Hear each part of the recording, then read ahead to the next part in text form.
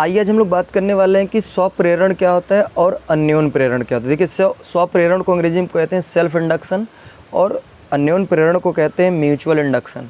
और आपको बता दूं कि जो अन्योन प्रेरण यानी जो ट्रांसफार्मर होता है वो बेसिकली अन्योन प्रेरण के सिद्धांत पे काम करता है।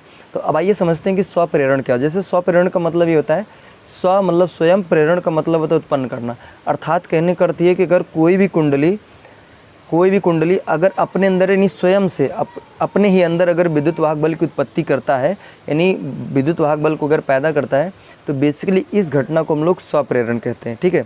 अन्योन प्रेरण में क्या है कि अगर मान लीजिए सपोज कोई दो कुंडली है, किसी एक कुंडली की वजह से किसी दूसरे कुंडली में अगर विद्युत वाहक बल की उत्पत्ति की जाए तो बेसिकली इसी घटना को हम लोग अन्योन प्रेरण कहते हैं। और आपको ध्यान देना है कि जो ट्रांसफार्मर होता है बेसिकली वो अन्योन प्रेरण के सिद्धांत पे काम करता है।